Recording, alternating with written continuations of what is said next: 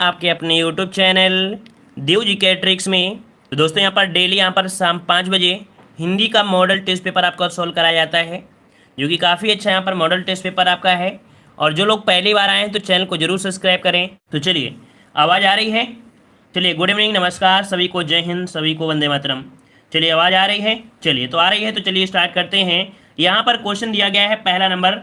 थोड़ा सा आज अच्छे क्वेश्चन भी हैं और थोड़ा सी स्पीड में भी रहना है। चलिए, क्वेश्चन दिया है, 3 बेर खाती थी वे 3 बेर खाती है, में कौन सा अलंकार है? हमेशा से पूछे जाने वाला, और यहाँ पर आप सभी को भी यहाँ पर जवाब आ रहा है ऑप्शन सी, है ना, क्योंकि यहाँ पर 3 बेर ये हैं और 3 बेर आपके हैं, दोनों को ही आपके अलग अलग अर्थ आपके निकलेंगे। मतलब आपका जवाब क्या बनेगा? यहाँ पर आपका सी हो जाएगा, यमक अलंकार आपका जवाब राइट हो गया। नेक्स्ट क्वेश्चन दिया है, प्रेमचंद के अधूरे उपन्यास का नाम क्या है?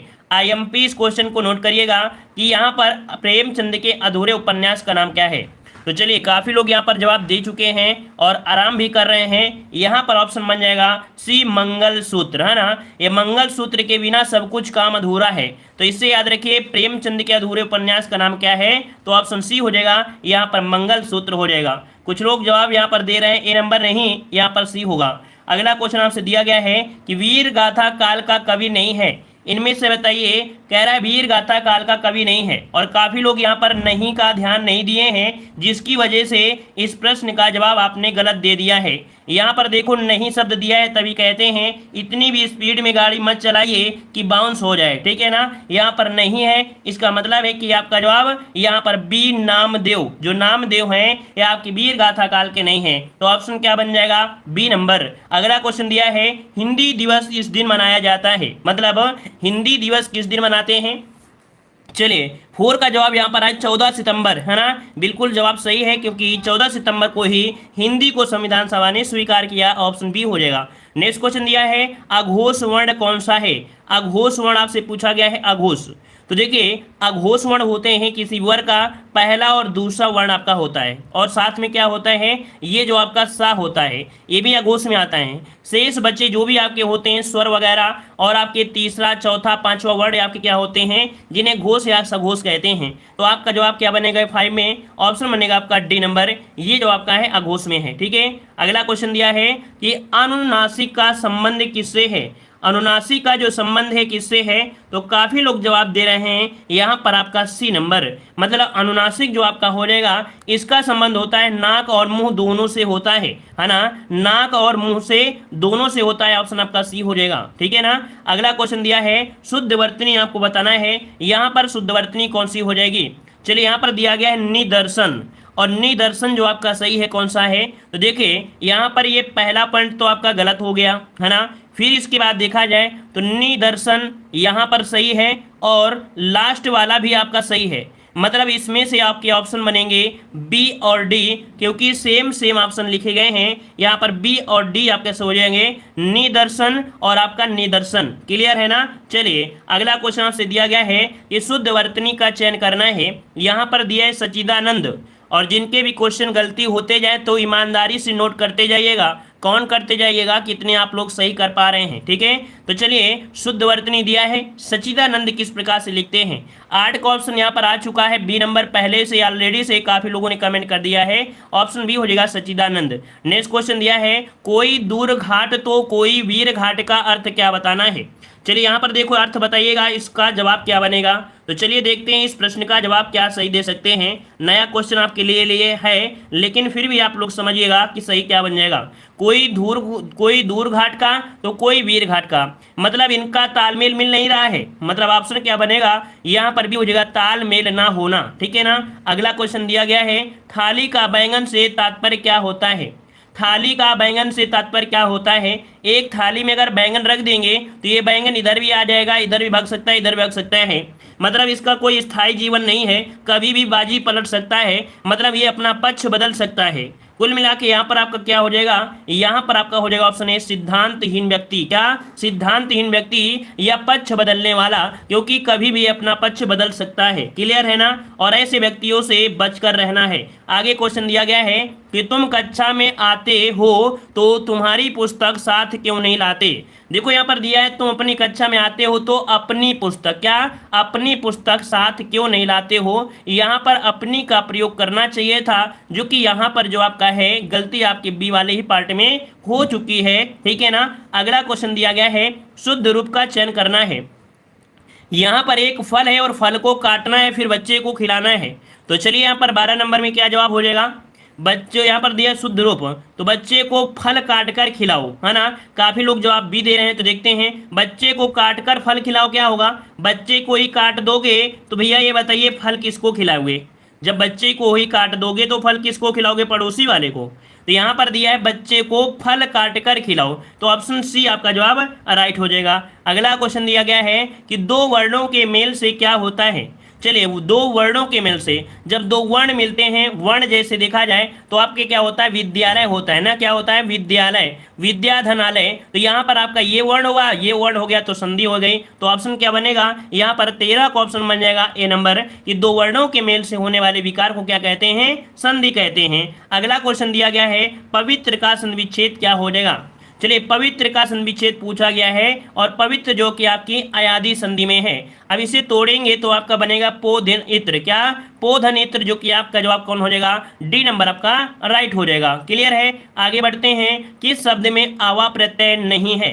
चलिए आवा प्रत्यय नहीं है, तो देखिए 15 नंबर में यहाँ पर दिया गया है आपका, यहाँ पर दिखावा, है ना, फिर चढ़ावा, फिर आवा, फिर आपका भूलावा। अभी बताइएगा किसमें नहीं है।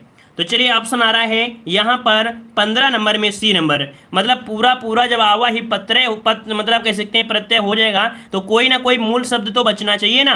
बिना मूल शब्द के कोई प्रत्यय नहीं हो सकता है, इसमें कोई मूल शब्द नहीं बच रहा है, मतलब ऑप्शन सी हो जाएगा। अगला क्वेश्चन है निम्न में से उपसर्ग रहित शब्द आपका कौन सा है।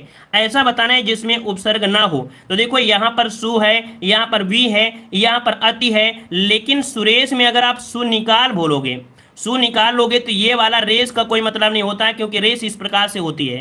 तो ऑप्शन डी हो जाएगा, ठीक है ना। अगला क्वेश्चन दिया गया है कि दो या दो से अधिक शब्दों से मिलकर बने हुए नए सार्थक शब्द को क्या कहते हैं। जब दो या दो से अधिक शब्द मिलते हैं और कैसा एक सार्थक शब्द निकालते हैं, है ना, सार्थक शब्द को क्या कहते हैं। ऑप्शन बनेगा भी समास कहते हैं, क्या समास कहते हैं। नेक्स्ट क्वेश्चन दिया है कि कौन सा शब्द देशज नहीं है। देशज नहीं है तो दिया गया है ढिवरी, पगड़ी, ढोर और आपका पुष्कर। तो अब ये बताइए कौन सा नहीं है देशज। ऑप्शन आ रहा है यहाँ पर आपका डी पुष्कर। ये पुष्कर कैसा शब्द है, तो काफी शेर शेरनी ने जवाब दे भी दिया है कि ये है आपका कैसा तत्सम शब्द है। कैसा है, ये तत्सम शब्द है, और इसका तद्भव होता है क्या, तो यहाँ पर आपका तालाब जैसे होता है ना, सरोवर, या कह सकते हैं जिसे पोखर बोलते हैं, पोखर का ये तत्सम होता है पुष्कर। अगला क्वेश्चन दिया गया है कि बुढ़ापा शब्द में कौन सी संज्ञा है। बुढ़ापा दिया गया है, जैसे बोलते हो तो क्या बोलते हैं, बच्चा बुढ़ापा आ गया है ना। तो यहाँ पर ऑप्शन सी हो जाएगा, भाववाचक संज्ञा बनेगी। अगला क्वेश्चन दिया है वृक्ष पर पक्षी बैठे हैं। चलिए वृक्ष पर पक्षी बैठे हैं, वाक्य में पर कौन सा कारक है। तो यहाँ पर अधिकरण में मैं पर क्या होता है, विभक्ति रट लीजिएगा, विभक्ति में होगा अधिकरण में मैं पर, ऑप्शन क्या हो जाएगा, डी नंबर। नेक्स्ट क्वेश्चन दिया है लिंग की दृष्टि से दही शब्द क्या है। दही कैसा है या कैसी है। तो आप कहोगे कि सर दही कैसा है, खट्टा है या मीठा है, मतलब ऑप्शन क्या हो जाएगा, दही यहाँ पर आपका हो जाएगा पुल्लिंग शब्द। ऑप्शन क्या बन जाएगा, बी नंबर आपका राइट हो जाएगा। नेक्स्ट क्वेश्चन है अव्यय के कितने भेद होते हैं। तो चलिए 22 वाले में जवाब दीजिए। 22 वाले में ये 22 को ऑप्शन आप लोग क्या लॉक करोगे। चलिए 22 को ऑप्शन आ रहा है यहाँ पर बी नंबर। चलिए बी नंबर आ रहा है, कुछ लोगों ने जवाब दिया है यहाँ पर आपका सी नंबर, बट इसका जवाब सी नहीं, यहाँ पर ऑप्शन बनेगा आपका बी नंबर। ये 4 प्रकार होते हैं। ये 4 प्रकार कौन होते हैं, एक होता है आपका क्रिया विशेषण होता है, क्रिया विशेषण होता है, दूसरा होता है संबंध बोधक, तीसरा होता है समुच्चय बोधक, और चौथा होता है विस्मयात बोधक। ठीक है, इस प्रकार से ऑप्शन कौन सा लॉक करेंगे, बी नंबर। अगला क्वेश्चन दिया है कि निम्न में से कौन सा क्रिया विशेषण है। तो चलिए इस प्रश्न का जवाब देना है, क्रिया विशेषण कौन सा है, तेज है, पहला है, बुद्धिमान है या मीठा है। तो 23 नंबर में ऑप्शन आ रहा है ए। कुछ लोग जवाब दे रहे हैं डी, लेकिन याद रखिएगा मीठा शब्द क्या है, विशेषण होगा क्या, मीठा का होता है मिठास। क्या अगर विशेषण बनाना था तो इसे मिठास बोलते, तब आप बना सकते थे। यहाँ पर जो तेज है, ये क्रिया विशेषण जो आपका है, ये तेज जो आपका दिया है, जिसे क्या, वह तेज दौड़ता है, वो तेज रोता है, पानी बरसता है, ये क्या होता है ना, दौड़ता। इसमें तेज शब्द जो आपका, ये क्रिया विशेषण हो जाएगा। अगला क्वेश्चन दिया है दामिनी का पर्यायवाची है। देखो दामिनी के पर्यायवाची की बात करते हैं तो यहाँ पर जो आपका दिया है कौन सा, वर्षा, और यहाँ पर आपका दिया है क्या, नीरद दिया गया है। यहाँ पर बादल और आपका विद्युत। लेकिन आपसे पूछा है दामिनी, तो 24 का ऑप्शन बनेगा डी, विद्युत हो जाएगा। किसे बोलते हैं, विद्युत को बोलते हैं, तो ऑप्शन बनेगा डी नंबर। क्लियर है। अगला है नागर का पर्यायवाची। नागर बोलते हैं, नागर कि हमारा बेटवा बहुत नागर है, मतलब कह सकते हैं बहुत चतुर है ना। गुनागर सामने आप सुना होगा, गांव में एक शब्द बोलते हैं कि हमारा लड़का बहुत गुनागर है। गुनागर मतलब होता है कि कुछ उसमें अच्छाइयां हैं। कैसी, बहुत चतुर है, बहुत बुद्धिमान है ना, ऐसे शब्द बोल सकते हैं ना। बहुत कह सकते हैं कि बुद्धिमान है, बहुत निपुण है, तो क्या जवाब हो जाएगा, सी नंबर। अगला क्वेश्चन दिया गया है कि यहाँ पर गद्यांश को पढ़ना है। गद्यांश में जो दिया है अपने देश के बारे में दिया है, देश की कल्चर के बारे में दिया है कि प्रत्येक राष्ट्राभिमानी के हृदय में अपने देश की संस्कृति तथा भाषा के प्रति प्रेम और अभिमान सहज की होता है। वह अपने राष्ट्र, अपनी जन्मभूमि और राष्ट्र के लिए प्राणों का उत्सर्ग करने को सदैव तत्पर रहता है। जिस देश के निवासियों के हृदय में यह उत्सर्ग भावना नहीं होती है, वह राष्ट्र पराधीन होकर अपनी सुख शांति और समृद्धि सदा के लिए खो बैठता है ना। और देशभक्ति और सार्वजनिक हित के बिना राष्ट्रीय महत्ता का कोई अस्तित्व नहीं रह सकता है। यह भावना उसे इस बात का प्रयत्न करने की प्रेरित करती है कि अन्याय से दुर्बलों की रक्षा, अनौचित्य का निवारण करें, धर्म पर स्थित रहें और न्याय के लिए रहें। किसमें, धर्म के लिए स्थित रहें और न्याय के लिए लड़ें। समाज को हानि पहुंचाकर अनुचित लाभ उठाना एकदम अस्वीकार कर दें। अपने समाज के प्रति कर्तव्य से मुख मोड़कर उसे धोखा ना दे। तो चलिए देखते हैं यहाँ पर शीर्ष में जो गद्यांश इसका शीर्षक क्या है।